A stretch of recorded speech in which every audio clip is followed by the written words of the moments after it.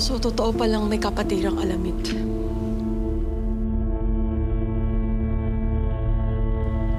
Nung pulis pa ako, narinig ko na merong ganyan. Pero syempre, bawal pag-usapan.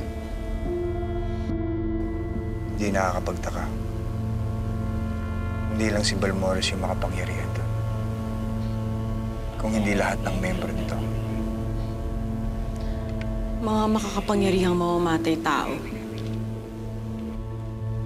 Na pinamumunuan ni Balmores. Kaya pagkatapos ng misyon natin, hindi lang dapat si Balmores ang mapapabagsak natin, kung hindi ang buong alamid. Lupit mo, Atty. Napasok mo na yung inner circle nila.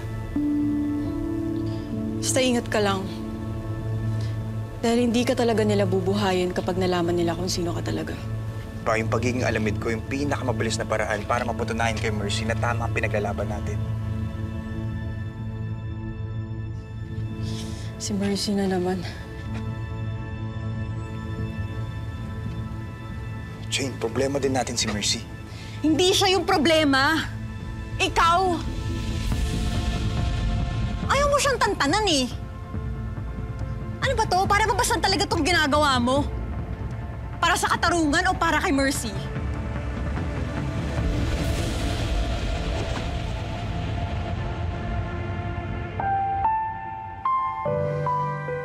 Anong nangyari dun? Biglang nagalit yun.